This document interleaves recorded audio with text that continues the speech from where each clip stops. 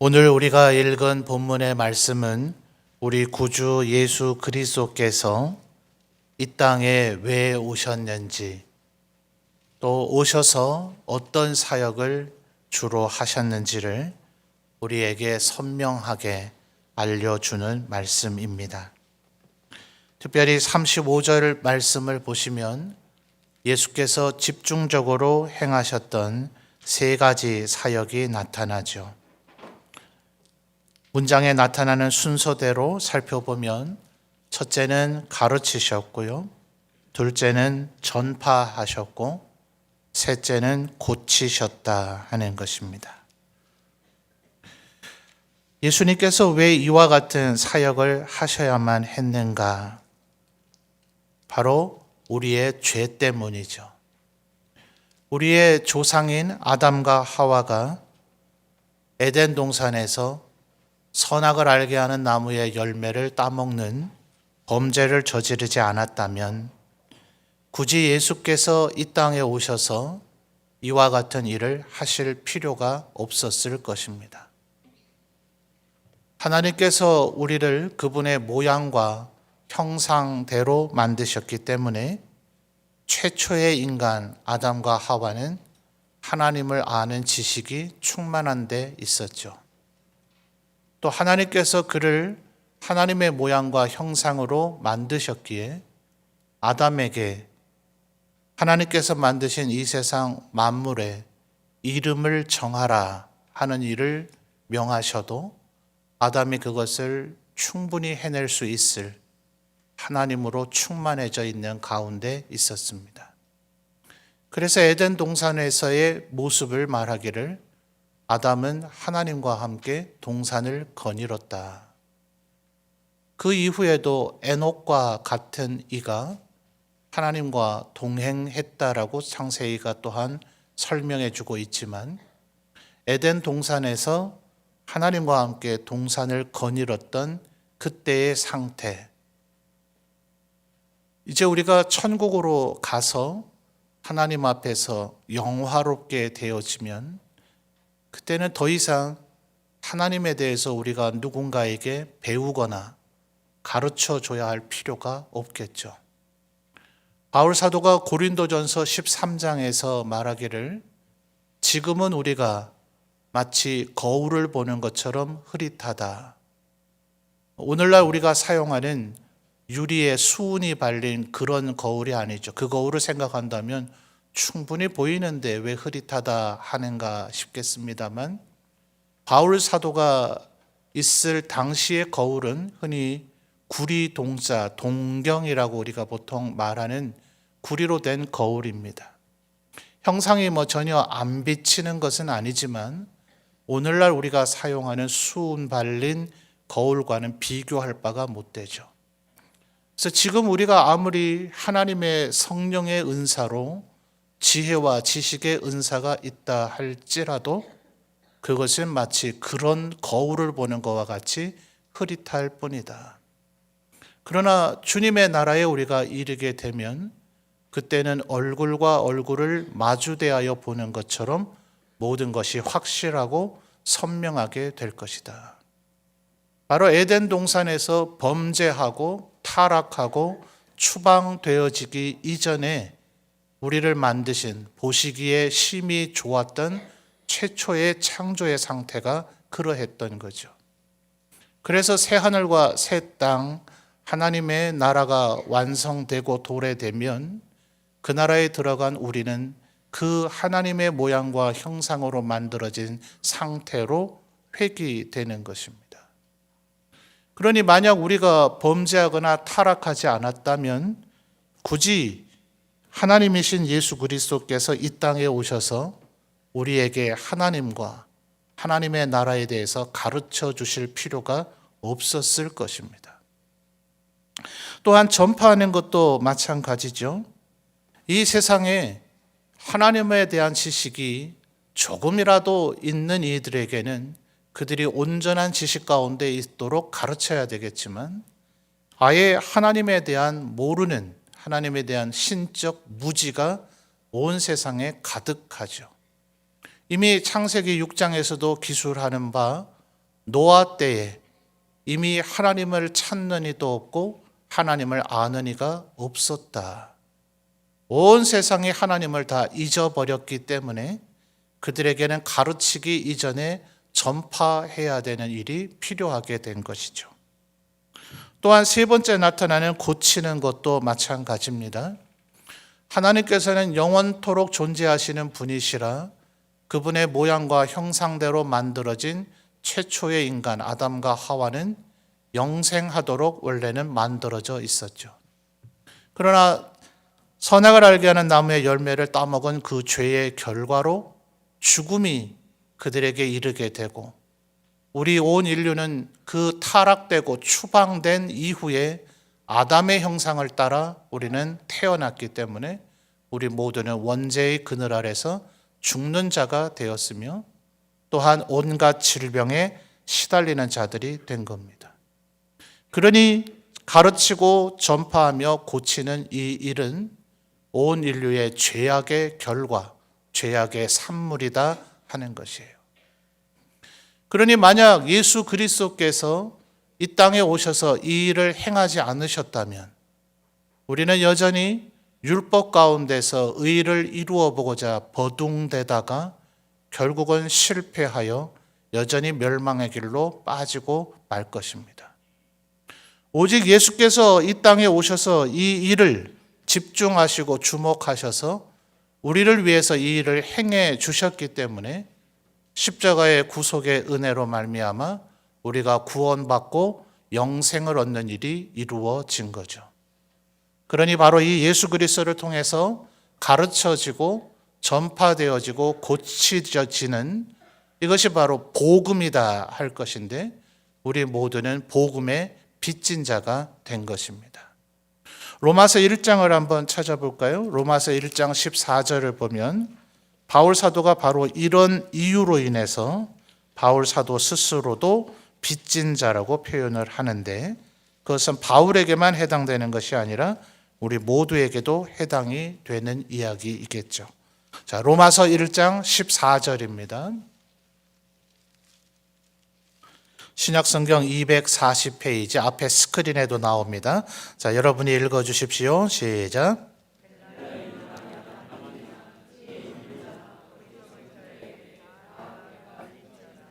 아멘. 자, 바울 사도가 빚진 자랍니다. 왜요?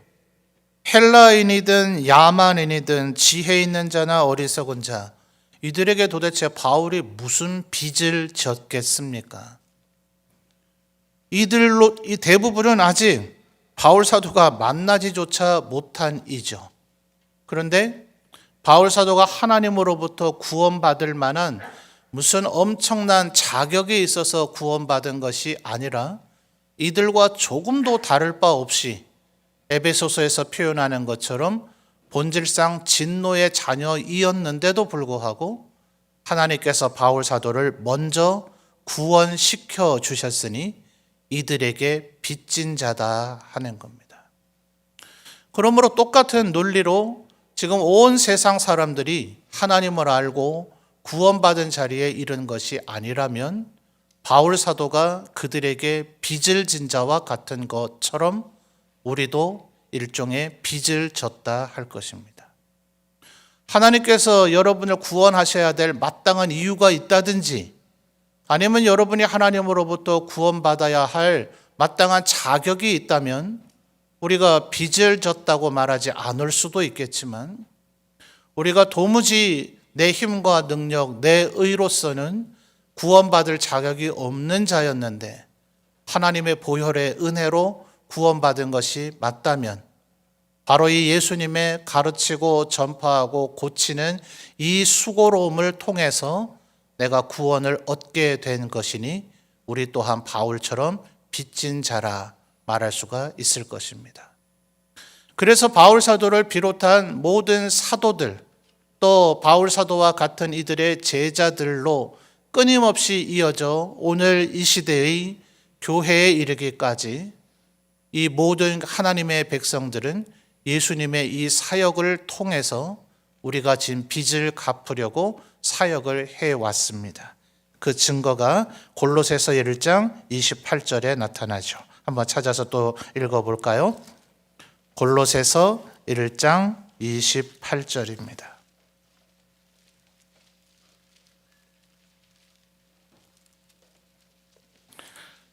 신약성경 325페이지에 있고요. 앞에 스크린에 이미 나왔습니다.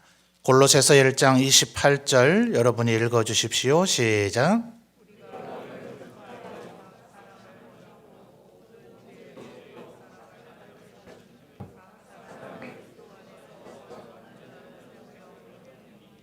아멘.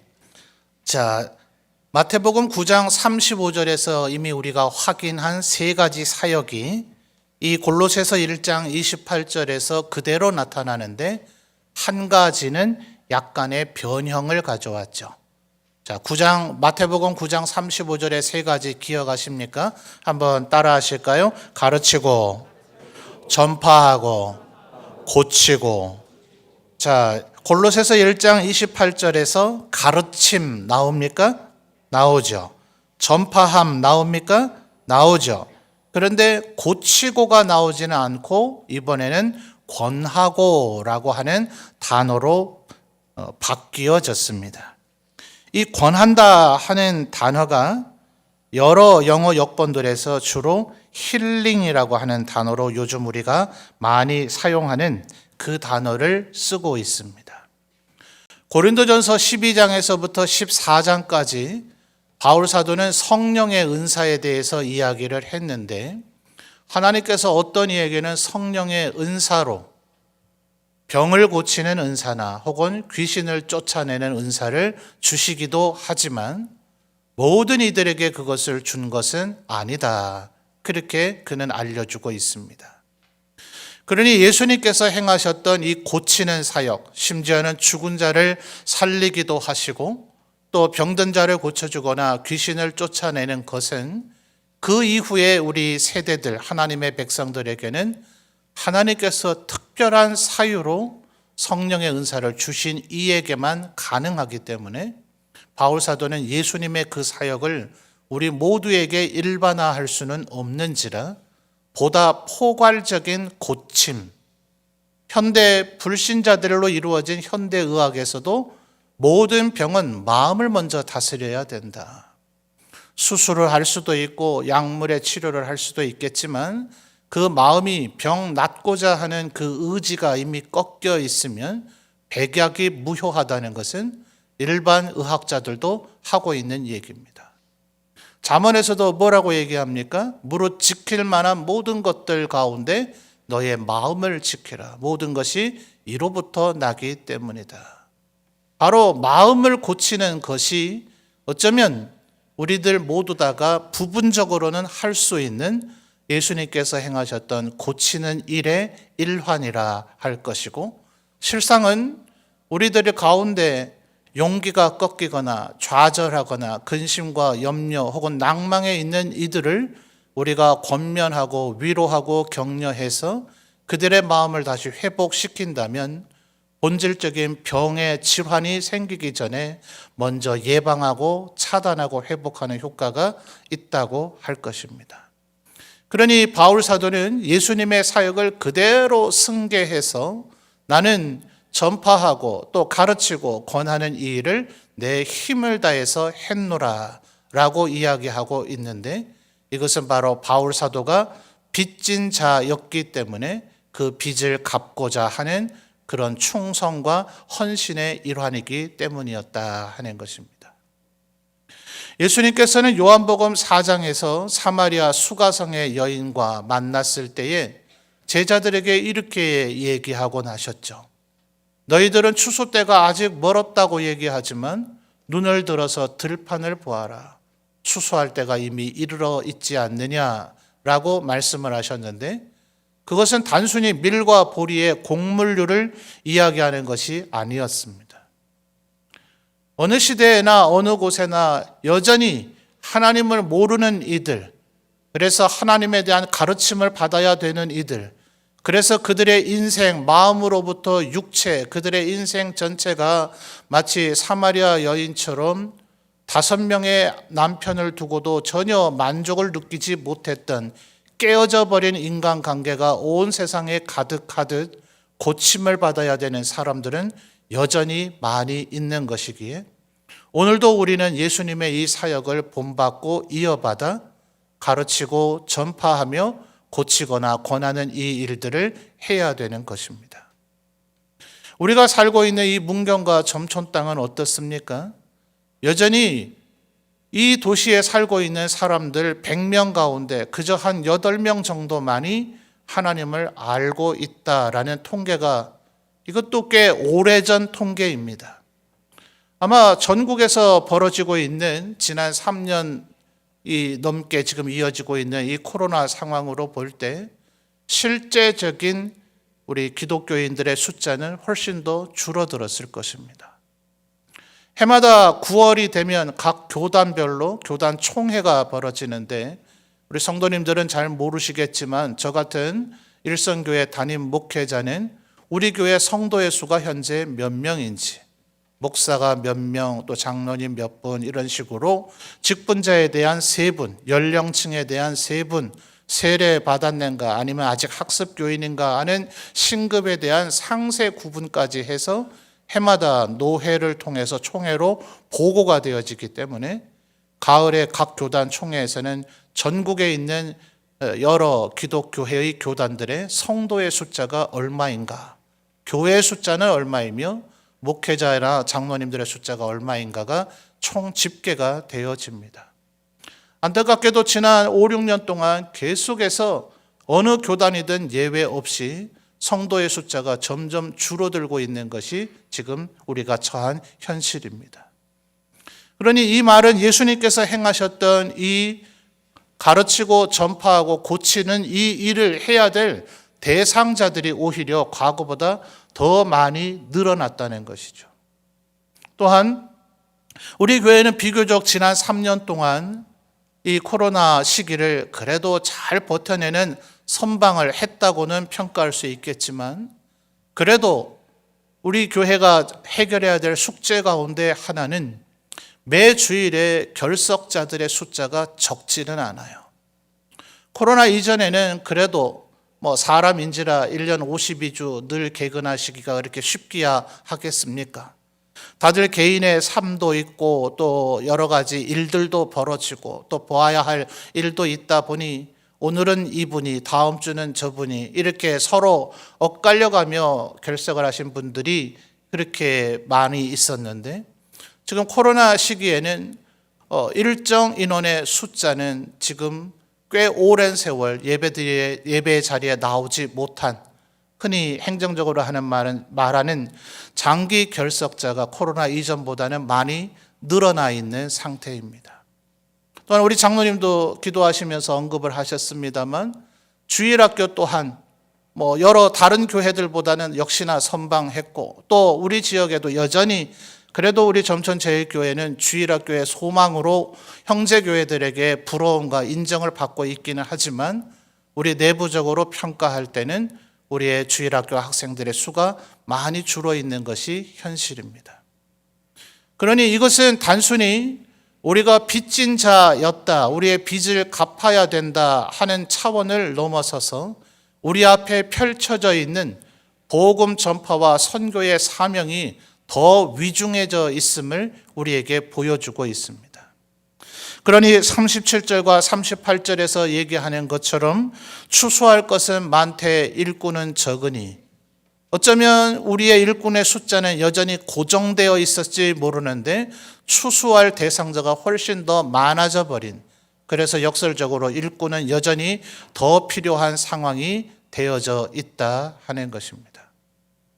어쩌면 우리 성도들 가운데는 여전히 여러분의 삶도 바쁘고 또 힘들고 어렵기 때문에 좀처럼 이 사역이라 하는 것에 내가 동참하기가 여전히 주저되는 분도 계실런지 모르겠어요.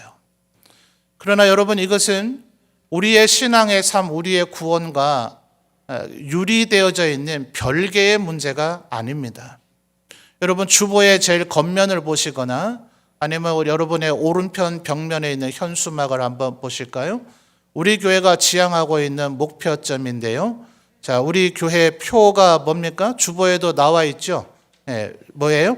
전도하며 제자 되는 교회입니다. 이것은 마태복음 28장 18절에서 20절까지 예수께서 승천하시기 직전 사도들에게 명하셨던 가장 중요한 명령이죠. 그래서 The Great Commission이라고 부릅니다. 이 세상에 하나님께서 예수 그리스도께서 우리들에게 명하셨던 명령 가운데 제일 중요한 명령, 그래서 지상명령이라고도 보통 표현을 하는데 너희는 가서 모든 족속으로 제자를 삼으라고 한 것이에요. 이것이 바로 모든 교회가 반드시 준수하고 충성하고 헌신해야 될 사명이며 하나님의 우리를 향한 명령입니다. 우리가 바울 사도와 같이 빚진 자라는 자의식이 분명히 있다면 우리가 무슨 빚을 갚아야 되는가? 이제 나를 하나님의 제자가 되게 하고 예수 그리스도의 제자가 되게 하고 그래도 오늘 이렇게 편안한 가운데 예배를 드릴 수 있도록 하나님을 알고 하나님 앞에 예배할 줄도 알고 내가 예배해야 되겠다는 그 의식이 있는 자가 되기까지는 누군가 우리에게 가르치고 전파하며 또한 내가 이 신앙의 삶을 주춤하고 힘들어하고 주저앉아 있을 때에 나를 일으켜 세우도록 권면했던 이들이 있는 우리 또한 빚진 자이기에 오늘 지금 이렇게 예배를 드릴 수 있는 것이다 하는 거죠. 그러니 우리 또한 예수께서 명하셨던 이 사명을 이루기 위해서 충성과 헌신을 다해야 할 것인데 제자가 돼야 누군가를 제자 삼을 수 있지 않겠어요? 그래서 우리 교회는 제자 삼으려고 하기 이전에 내가 먼저 제자가 되어야 하겠다. 진정한 제자는 반드시 또 다른 일을 제자 삼고자 하는 열망에 휩싸이게 되어져 있습니다. 오히려 누가 말린다 해도 되지 않습니다. 이 위대한 복음의 소식을 알게 되면 반드시 누군가에게 이것을 전하고자 하는 열망이 충만해지기 때문에 내가 제자가 되는 것, 이것이 곧 우리의 신앙의 핵심이며 전부입니다. 그런데 그 제자가 되는 구체적인 방법이 무엇이냐? 자, 우리 교회 표호로 3가지가 제시되어 있죠. 한번 따라할까요? 말씀 읽는 제자, 기도하는 제자, 사역하는 제자. 이 3가지가 우리 교회에서 끊임없이 강조되어져야 되고요. 제가 초등학생 시절에 지금도 여전히 가을 겨울철이 되면 화재 위험은 그때나 지금이나 있습니다만 그때 학교에서 불조심과 관련된 표를 만들어 오라 학교에서 이런 숙제 내곤 했어요. 또 표를 이쁘게 잘 만들어 가면 교실에 전시도 하고 또 선생님들에게 상도 받고 그러던 시절이었는데 그때 지금도 기억나는 대표적인 불조심 그 표호가 불조심 아무리 강조해도 지나치지 않습니다. 아마 우리 성도님들도 아마 머릿속에 한 번쯤 들어본 기억은 여전히 있으실 거예요. 여러분 이 3가지 말씀 읽는 제자, 기도하는 제자, 사역하는 제자라고 하는 것은 우리의 신앙의 핵심이자 우리의 구원을 이루어가는 서정과 과정이기 때문에 이것은 우리의 신앙의 본질이다 할 수가 있을 거예요. 그런데 여러분, 우리 성도님들이 과연 이 일들을 잘 해오고 있는가? 여러분이 듣기에는 저의 설교가 때로는 이런 얘기도 하고 저런 얘기도 했다라 여기실지 모르지만 내면적으로 저는 여러분에게 설교를 준비하면서 결국 이 3가지를 계속 강조하고자 했던 것이에요. 우리 교회 밴드의 서브 밴드로서 말씀 필사 밴드가 있긴 합니다만 지금도 저는 처음에 이 코로나가 언제 끝날지 끝나기 전에 일독 한 번이라도 필사가 끝나지면 좋겠다. 한 번의 필사가 끝나기 전에 코로나가 끝나면 어떡하나 염려를 했는데 코로나도 끝나지도 않았고 또 우리 성도님들의 열심이 아주 특심해서 지금 도대체 몇 바퀴를 돌았는지 제가 이제는 세는 것을 포기했습니다. 매일같이 그 필사 밴드에 들어가서 누가 또 올리셨는가 누가 쓰셨는가를 이렇게 보고 있는데 정확하게 제가 분석하고 통계를 낸 것은 아니지만 예전보다는 조금 소수의 분들로만 집중되어 있지 않은가 하는 그런 아쉬움이 있습니다. 꼭 필사를 해야만 말씀 읽었다라고 볼 수는 없겠죠. 우리 성도님들께서 말씀을 부지런히 읽고 계시겠지만 조금 더 열심을 내서 시편 1편에서 얘기하는 것처럼 복 있는 자는 하나님의 말씀을 주야로 묵상하는 자라 하였으니 하나님의 말씀을 더 많이 읽고 묵상하여서 하나님의 축복을 받는 우리 성도들이 되시기를 바랍니다.